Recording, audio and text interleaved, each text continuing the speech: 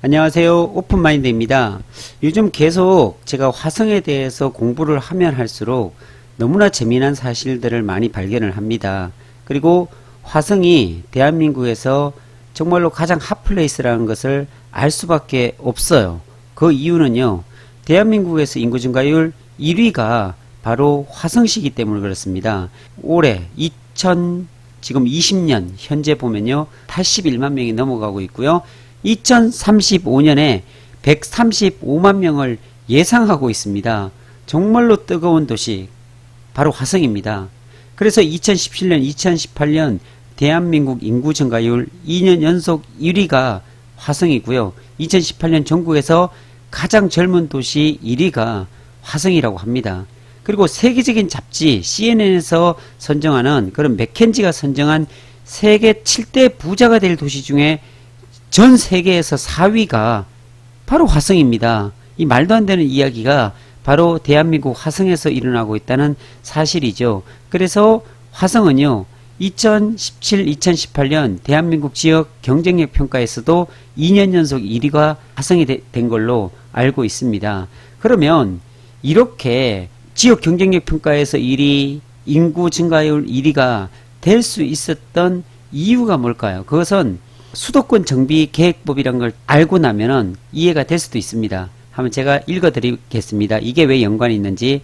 수도권 정비 계획법은요, 수도권 중에 인구와 산업이 지나치게 집중되었거나 집중될 우려가 있어 이전하거나 정비가 할 필요가 있는 지역을 말합니다.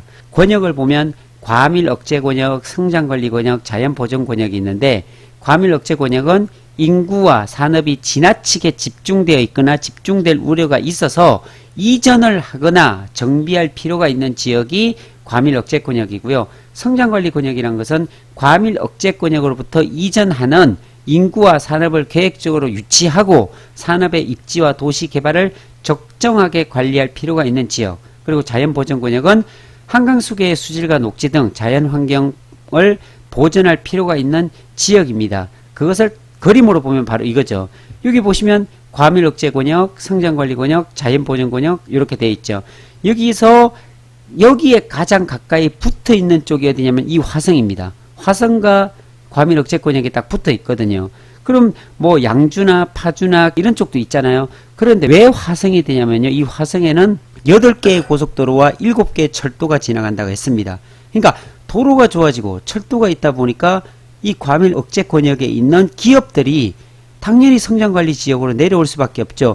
과밀 억제 권역에서는 공장이 더 이상 정설이 되지 않습니다. 꿀뚝산업 같은 이런 산업 같은 경우는 아예 내주지도 않습니다. 허가가 취소되기도 하고요. 그러다 보니까 가장 가까이 있는 성장관리 권역으로 기업들이 이전을 하는데, 기업들이 이전을 하려면, 공장을 이전하려면 도로가 좋아야 되잖아요. 고속도로가 있어야 되고 철도가 있어야 되는데, 화성 같은 경우는 백길이 열려 있고요. 그리고 인천공항과 가까워서 하늘길이 열려 있고 고속도로, 철도가 너무너무 잘 돼 있는 곳이 이 화성입니다. 그래서 이 화성에 보면은 경기도 기업체 수 1위고요. 조급원 수가 19만 7,039명으로 경기도 1위고요. 수출 규모도 경기도에서 3위입니다. 그런데 경기도 화성에 보면 산업단지 현황이 있는데요. 이것은 일반적인 나타나 있는 그런 산업단지고요. 구체적으로 좀 더 들어가면 굉장히 많이 있는데요. 지금까지는 동부가 많이 발달되어 있어요. 이 동부가 어디냐면 동탄이란 곳 들어봤을 겁니다. 삼성 반도체가 위치한 제1동탄, 제2동탄이라고 있습니다. 그런데 크고 작은 산업단지가 아까 과밀 억제 권역에서 성장관리 권역에 붙어있는 이 화성시로 다 몰려왔다는 겁니다. 그러니까 기업이 몰려오게 되면 화성에는 고용이 창출하게 되죠. 고용이 창출하게 되면 이 기업 따라 인구가 증가한다는 거가 되겠죠. 인구가 증가하게 되면은 개인으로 들어오는 소득세도 높아지게 되고 기업에서도 법인세를 내게 되고, 그러니까 화성시가 제7대 부자 도시가, 세계 7대 부자 도시가 될 그 중에 하나라는 겁니다. 그래서 이 산업단지들을 조금씩 보면요, 이 동탄 일반 산업단지는 동탄하고 붙어 있습니다. 뭐 1, 2만 평이 아니고요, 60만 평. 평택의 삼성반도체가 120만 평으로 세계 최대 반도체 공장이라고 하는데, 거기에 반이 동탄 일반 산업단지가 60만 평이고요. 그 위에 보면 동탄 비슷한 도시 첨단 산업단지가 한 4만 평 정도 돼요. 이건 작아요. 그리고 이 정남 일반 산업단지 같은 경우는 17만 평 정도가 되더라고요. 전에 봤더니. 그리고 밑에 보면 우리나라 제약의 80%를 담당하고 있는 향남 제약 산업단지가 있습니다. 이 산업단지가 한 22만 평 정도 되고요. 그 밑에 바란 산업단지 있죠. 여기 이 바란 산업단지는 55만 평입니다. 그리고 여기에 현대 기아자동차 화성 공장이 있죠. 여기만 보더라도 어마어마한 부지가 지금 형성이 되어 있습니다. 그리고 주곡 일반 산업단지라고 해서 한 6만 평 되고요. 화성 바이오밸리라고 해서 이게 또 52만 평. 그리고 마도 산업 일반 산업단지가 28만 평이고요. 화남 일반 산업단지는 이건 작습니다. 좀 한 4만 평 정도 되고요. 그리고 전국 해양 산업단지 이게 50만 평 가까이 됩니다. 정확하게 49만 평이거든요. 그리고 송산 테크노파크 일반 산업단지가 한 15만 평 정도 되고요. 이처럼 화성시는 공식적으로 지금 드러난 것만 해도 한 11개 정도가 되는데요. 이게 수만 평에서 수십만 평으로 이루어져서 산업단지들이 거의 대부분 다 형성이 되어 있다는 겁니다. 여기에는 제가 크게 거론하지 않았던 삼성 반도체, 그리고 현대 자동차, 이것만 해도 엄청난 큰 부지가 있거든요. 근데 여기 곳곳에 보면 곳곳에 숨어있는 산업단지들이 사실은 우후죽순으로 되어 있습니다. 그래서 이것을 좀 지도로 좀 확인해 볼 필요가 있는데요. 경기도 화성인데요. 지도로 보게 되면 화성은 서부 쪽에 위치해 있기 때문에 해양 산업이 많이 발달되어 있습니다. 해양 관광 산업이 전곡항도 있고요. 제부도도 있고 궁평항도 있고, 이 해안을 끼고 있는 해안 관광 도시가 또 화성이라고 보면 될 겁니다. 근데 이 자세히 보세요. 산업단지가 되어 있지 않지만은 곳곳에 이렇게 다 몰려왔습니다. 그냥 우후죽순으로 아까 말씀드리지 않았던 뭐 석포 산업단지도 있고요. 노아 산업단지도 있고 노아리에 있거든요. 이게. 그러니까 여기 보면 산업단지가 아닌데도 이렇게 우후죽순으로 거의 몰려 있습니다. 왜 그럴까요? 이런 JC라든지 IC 고속도로가 잘 돼 있는 곳에 근처에 보면 대부분 우후죽순으로, 지금 이런 것들이 공단이 아니거든요. 산업단지가 아닌데도 이렇게 우후죽순으로 다 들어선 게 화성입니다. 그러니까 수도권 정비 계획법에 의해서 과밀 억제 권역에서 내려온 업체들이 성장관리 권역인 이 화성 쪽으로, 화성시청이 위치해 있고, 이게 남양 뉴타운 개발이 한참 일어난 곳도 이쪽이죠. 그러니까 이 곳도 보면은 산업단지가 아닌데도 불구하고 여기는 북양, 아까 다 말씀드리지 않았던 그런 북양 산업단지라고 되어 있죠. 네, 여기도 이렇게 몰려 있고요. 평지 땅만 있으면 거의 개발을 하려고 하는, 그러니까 산업단지들이 곳곳에 이런 식으로, 네, 기업들이 곳곳에 다 분포해 있습니다. 이렇게 우후죽순으로 이렇게 많은 기업들이 들어오니 인구가 증가할 수밖에 없겠죠. 인구가 증가되면은 일자리가 많아진다는 거잖아요. 그럼 사람들이 몰려올 수밖에 없겠죠. 그래서 화성이 대한민국에서 인구 증가율 1위, 지역 경쟁력 평가에서 연속 2년 연속 1위입니다.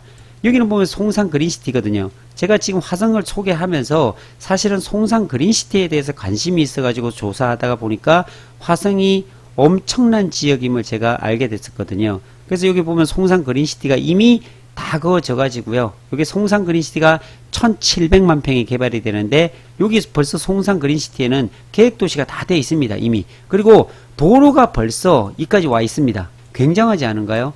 그리고 현재 지금 화성 송산 그린시티 동측에서는요, 벌써 이렇게 도시가 다 완성이 됐습니다. 이곳은 더 이상 아파트가 들어갈 자리도 없고요. 이게 지금 옛날 지도라서 그런데요. 한번 볼까요? 로드뷰로 한번 좀 보도록 할게요. 이 도시가 어떻게 생겨났는지.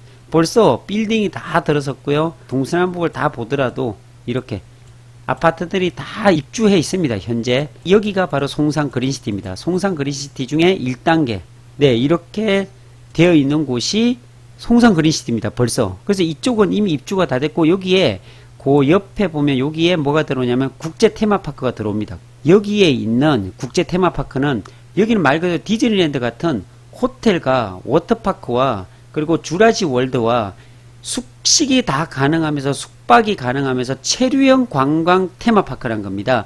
그런 가운데 요 송산 동측 세솔동이거든요. 이쪽은 이미 다 개발이 됐습니다. 그리고 여기가 내년이면 들어갑니다. 그리고 이쪽은 다 공용할 화석지고요. 여기는 이미 계획이 잡혀 있죠. 이렇게 신도시가 다 계획이 이쪽으로 잡혀 있습니다. 여기 KCT라고 하는데요. 자율주행 시험장입니다. 미국에 MCT가 있다면 화성에는 KCT가 있는데 이 KCT는 미국의 MCT의 3배 정도 됩니다. 이게 11만 평인가 그렇습니다. 이곳에 자동차 테마파크도 있고 드론 시험장도 요 근처에 들어섭니다. 이 송산 그린시티 바로 남측 쪽에 여기는 첨단 산업단지입니다. 그러니까 자율주행, 5G를 통한 자율주행과 관련되어 있는 업체만 들어올 수 있게 해놨습니다. 그래서 여기 벌써 산업단지가 공사를 하고 토목공사는 벌써 하고 있고요. 그러니까 여기 KCT 같은 경우에는 벌써 2018년도에 완공이 돼 가지고요. 지금 계속 시험 주행을 하고 있는데요. 5G와 관련된 모든 업체가 공용으로 다 사용합니다. 그래서 이게 자율주행을 테스트하고 있는데 이곳에는요. 고속도로도 있고 4차선 도로도 있고 2차선 도로도 있고 주거지역도 있고 이렇게 꼬불랑꼬불랑 다 할 수 있는 모든 것들이 다 되어 있어서 사람이 타지 않은 자동차가 무인 자동차가 계속 테스트하는 곳입니다. 여기와 관련된 업체들이 이렇게 많이 들어서는데 이 화성시가 성장 안 할래야 안 할 수가 없겠지요.